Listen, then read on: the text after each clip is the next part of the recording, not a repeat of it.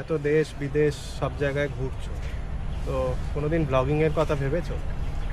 দেখো ঋষভ, সে অর্থে ব্লগিংয়ের কথা যে ভাবিনি তা নয়। আসলে অনেক বছরই ঘুরছি, এত সুন্দর সুন্দর জায়গায় গেছি, অনেক কিছু ক্যামেরাবন্দি করেছি। ইচ্ছে তো হয়েছে এইসব গল্প যদি মানুষের কাছে নিয়ে আসতে পারি, কিন্তু সে অর্থে কখনো হয়ে ওঠেনি। ভেবেছি অনেক সময়, বাট কেন জানি কখনো হয়ে ওঠেনি। অনেক স্টোরিজ, অনেক ভিডিও আমার কাছে আমার ঘরে লাইব্রেরিতেই রয়ে গেছে। তা আমি এই সূত্রে তোমাকে জিজ্ঞাসা করি, তুমি অনেক বছর তো ফটোগ্রাফি করছো, তুমি এত ভালো ফটোগ্রাফি করো, ওয়াইল্ড লাইফ ফটোগ্রাফি আমি তোমার দেখেছি, তুমি পাহাড় পর্বত হিমালয় জঙ্গল অনেক জায়গায় গেছো, তো তুমি কেন ব্লগিংয়ের কথা ভাবোনি কখন? ব্লগিংয়ের কথা ভাবিনি বলাটা ভুল হবে। আমি তো, তুমি দেখেছো, আমি অনেক ছবি তুলেছি, বা আমি ওয়াইল্ড লাইফ বা অনেক মাউন্টেনের ছবি ঘুরে বেড়াই। তো সবচেয়ে বড় প্রবলেম হয়ে গেছে ব্লগিংয়ের জন্য, যেটা আমার হচ্ছে ওয়ার্ক লাইফ ব্যালেন্স। সেটা আমি করে উঠতে পারছি না, কিন্তু সেটা নিয়েও ভাবনা চিন্তা করছি। স্বাগতা যেরকম আমাকে ইন্সপায়ার করেছে, এবার সেই হিসেবে ভাবছি যে হ্যাঁ, না কেন শুরু করা যেতেই পারে। একদমই কিন্তু তাই। ওই ওয়ার্ক লাইফ ব্যালেন্সটাই আমার একটু প্রবলেম হয়ে গেছে। হ্যাঁ, আমি তো তোমার ফটোগ্রাফি কাজ দেখেছি। আর এসব বসা যাক। সো আর তোমার ফটোগ্রাফিতে ভালো হাত আছে, আমারও একটা ইচ্ছা আছে। তো তো তুমিও তো অনেক দিন ধরে ফটো, তুমিও তো মানে অনেক জায়গায় ঘুরেছো, তোমার কাছে তো ফটো ভিডিওস আছে। হ্যাঁ, করেছি। মনে হয় প্রচুর। তা নয় নয় করে তো ধরো প্রায় 24-25 বছর হলো। হ্যাঁ। আমার তো অ্যাডভেঞ্চার করার একটা হ্যাবিট ছিল, তুমি তো জানো। সেই চেরাপুঞ্জি জঙ্গলে ভিডিও শ্যুট করা, সেই যুগের কথা বলছি, হ্যাঁ, 15-16 বছর আগে। বলেছিলে। অথবা ভুটানে গিয়ে টাকসাং মনেস্ট্রি ট্রেকটা শ্যুট করা, এরকম অসংখ্য আছে। বাট ওই বললাম, সব কিছুই বাড়ির লাইব্রেরিতে রয়ে গেছে। আমাদের প্রিয় যারা অডিয়েন্স বা ভিউয়ার্স, তাদের সামনে কোনো দিন যে কীভাবে প্রেজেন্ট করব, নিয়ে আসবো এসব গল্পগুলো, সেই সব না বলা গল্পগুলো স্টকেই রয়ে গেছে। বাট শুরু তো করাই যেতে পারে। তোমার ফটোগ্রাফিতে ভালো ট্যালেন্ট আছে, আমার একটা ইচ্ছা আছে করার। সবচেয়ে বড় কথা ইচ্ছা। তোমার যদি ইচ্ছা থাকে তাহলে করাই যেতে পারে। চলো, তুমি সাথে থাকলে করাই যায়। হ্যাঁ, না তা নয় কেন। আজকে আমরা লেকে বেড়াতে এসেছি, ঢাকুরিয়া লেক, এত সুন্দর পরিবেশ। এখান থেকেই তাহলে আমরা একটা সংকল্প নিই যে আমরা একটা চেষ্টা করে দেখি আমরা পারি কিনা, মানুষজন আমাদের কতটা গ্রহণ করেন। কি বলো? হ্যাঁ, হয়ে যাক, শুরু হয়ে করা যাক যাক। তাহলে, হয়ে যাক। ক্যামেরা পিছনে ঋষভ, আর আপনাদের চোখের সামনে আমি। আমরা চলে এসেছি শ্যামবাজার 5 মাথা মোড়ে। দেখতে পাচ্ছেন ঐতিহ্যবাহী জায়গা। এখানে প্রচুর ভালো ভালো ইটারিজ আছে, প্রচুর ভালো ভালো রেস্টুরেন্টস আছে। আজকে আমরা এসেছি আমাদের ব্রেকফাস্ট ট্রেল, উত্তর কলকাতা ব্রেকফাস্ট ট্রেলটা শ্যুট করার জন্য। আপনাদের দেখাবো কিছু হেরিটেজ, ঐতিহ্যবাহী, 100 বা তারও পুরনো সব নামি খাওয়ার জায়গা, যেখানে একসময় মহর্ষিরা এসে বসে খেয়ে গেছেন। শ্যামবাজার 5 মাথা মোড় থেকে আজকে সকালে আমরা আমাদের জার্নি।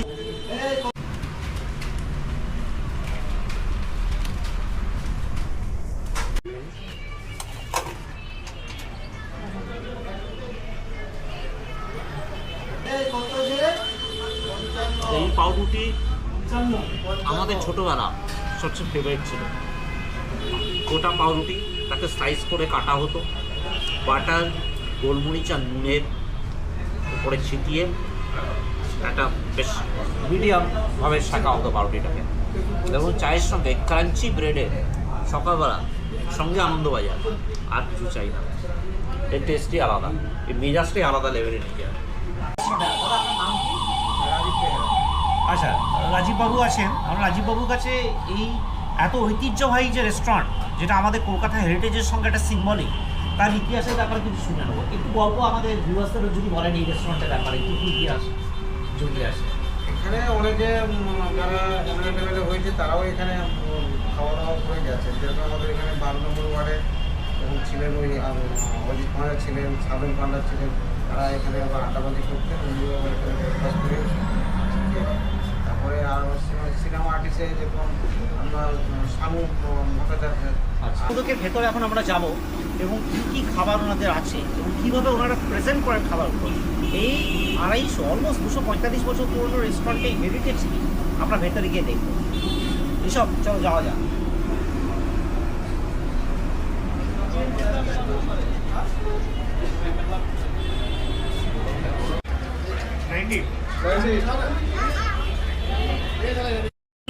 প্রচুর নাম করা ওনাদের, যেগুলো সব থেকে পপুলার তার মধ্যে হচ্ছে জল ভরা সন্দেশ, গাজরে কালাকাঁদ, এটা কি সারা বছরই পাওয়া যায়? হ্যাঁ, সারা বছর পাওয়া যায়। ছানা জিলাপি আর ছানা ভাজা, ছানা ভাজা। রাজভোগ, রাজভোগটা কোনটা? এই যে পাশের ডাল, এই- লালটা, লালটা, এইটাই। নিচে, নিচে, নিচে, ও এইটা? নিচে, একদম নিচে। ও নিচে রাজভোগ। এইটা কি? ওটা ছানার ভাজা। ছানা ভাজা। ঘটনাচক্রে এই সবকটা মিষ্টান্নই আমার ভীষণ ফেভারিট। মনে হচ্ছে প্রথমবার আপনার সাথে। তো কেমন লাগছে খেয়ে? আচ্ছা হ্যাঁ, তো বহু নামি রেস্টুরেন্ট, বহু পুরনো, বহু নামি। প্রায় 250 বছরের কাছে। তো স্বাদ কেমন? কচুরি আর ছোলার ডাল, তাই তো? বাঙালির একটা ইউনিক কম্বিনেশন। বাঙালি কেন সবারই। বাঙালিদের একটু খাদ্যরসিক হয় তো, একটু ভালো সন্ধান পেলেই চলে যায়। আমরা ভালো সন্ধান পেয়েছি তাই চলে এসেছি। খুব ভালো। মানে বাঙালি একটা খাদ্যপ্রিয় হয়। ভালো জিনিস পেলে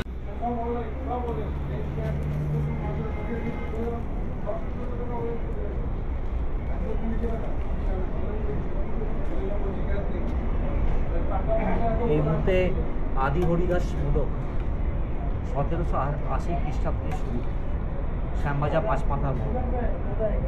আজকে রাস পূর্ণিমা, 5ই নভেম্বর 2025। আমরা বসে আছি সকালে ব্রেকফাস্টের জন্য। বাঙালি সব থেকে ফেভারিট ব্রেকফাস্ট, কচুরি ছোলার ডাল। দেখা যাক ঠিক কেমন লাগে। ভিতরে সুন্দর পুর দেওয়া আছে, আলু চিড়ে দেওয়া আছে, খুবই মুচমুচে।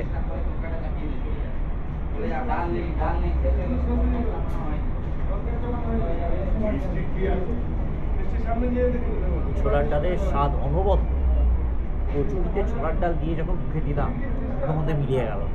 একটু মিষ্টির ছোঁয়া আছে, সব কিছু সেই ছোলার ডালের স্বাদ অসাধারণ। আমার যেটা প্রথমবার খেয়েই মনে হলো এত ভালো ছোলার ডাল আমি খুব কম খেয়েছি এর আগে।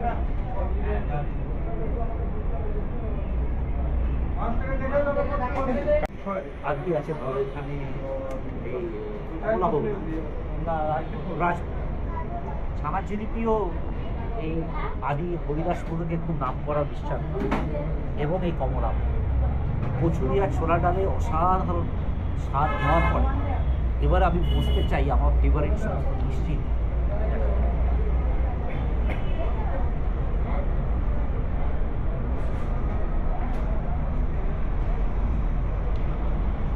দিতেই যেন মিলিয়ে গেল।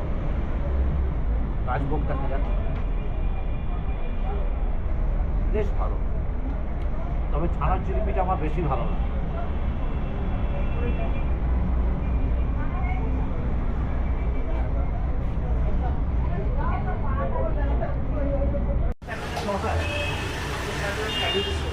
তো আপনাদের দইটা সব থেকে নামি বোধ হয় না? এই দোকান কত পুরনো? 114 বছর পুরনো দোকান। স্থাপনা কে করেছিলেন আপনি জানেন? আচ্ছা, মানে যিনি স্থাপনা করেছেন তারই বংশধরেরা এখন দোকান পরিচালনা করছেন। আপনাদের সব থেকে নামি মিষ্টি কোনগুলো এখানে? মিষ্টিগুলোকে আমি কৃষককে রিকোয়েস্ট করবো দেখানোর জন্য। আপনাদের সবচেয়ে পপুলার এটা কি স্ট্রবেরি? 3টে কালার দিয়ে দাও তো। আর এইটা কি, এই যে বাটির মধ্যে? গোলাপ জামুন।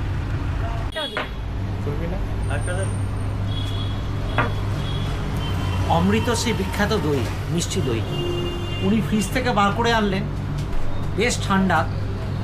ন্যাশনাল ইকোনমিকের সকালে ব্রেকফাস্ট, চা ব্রেড টোস্ট, তারপরে আদি হরিদাস মোদকের কচুরি আর অমৃত ছোলার ডাল খাওয়া পরে আমরা এসে পড়েছি অমৃততে।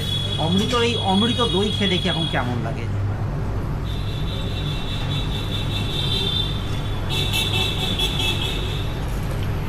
ওপরে একটা বেশ পুরু সর দেওয়া আছে। এই দইয়ের বিশেষত্ব কি, এটা কি দেওয়া হয় এত ঘন জমাট? এটা জমাটটা দুধ আর চিনি থাকে, এছাড়া আর কিছু না।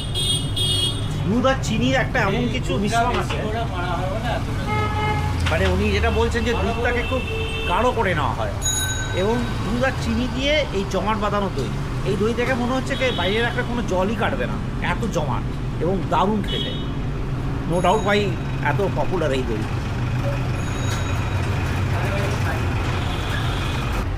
উত্তর কলকাতা গলি দিয়ে ঘুরতে ঘুরতে উত্তর কলকাতার হেরিটেজ অ্যাবজর্ব করতে করতে আমরা এসে পৌঁছেছি এই মুহূর্তে চিত্তরঞ্জন মিষ্টান্ন ভাণ্ডার, শ্যামবাজার স্ট্রিট। বহু প্রাচীন দোকান, 100 বছরের পুরনো। এনারা বিখ্যাত নানা রকম মিষ্টান্নর জন্য। অবশ্যই এনাদের রসগোল্লা, এনারা সারাদিন গরম রসগোল্লা সার্ভ করেন, সারাদিন সন্ধ্যে 7টার মধ্যে রসগোল্লা শেষ। এনাদের কোনো রেফ্রিজারেশনের ব্যাপার নেই। এখন আমরা মিষ্টির দোকানে রসগোল্লা খেয়ে দেখবো কেমন।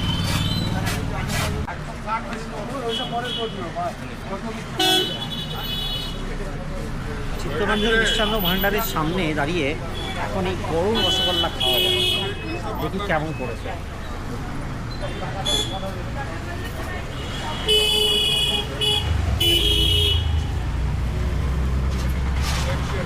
মনে হচ্ছে পুরোটা একসঙ্গেই ঢুকে দিতে হবে। দেওয়া যাবে। অমৃত স্বাদ, ঠিক যেন মনে হচ্ছে গরম নরম পুরোর মতো সফট রসগোল্লা মুখের মধ্যে যেতেই মিলিয়ে গেল। অমৃত স্বাদ, অসাধারণ। এবং সবচেয়ে ইন্টারেস্টিং লাগলো এই চিনি রসটা বেশি কড়া পাকের নয়। রসগোল্লা নর্মালি আমরা যে কড়া একটা মিষ্টি অনেক জায়গায় দেখে থাকি, এটা সেরকম নয়, খুব হালকা মিষ্টি, অত্যন্ত সফট। মনে পড়ছে না এত ভালো রসগোল্লা কোথায় খেয়েছি। অবশ্যই কেসি দাস আমাদের অত্যন্ত বিখ্যাত, কিন্তু এর সাথে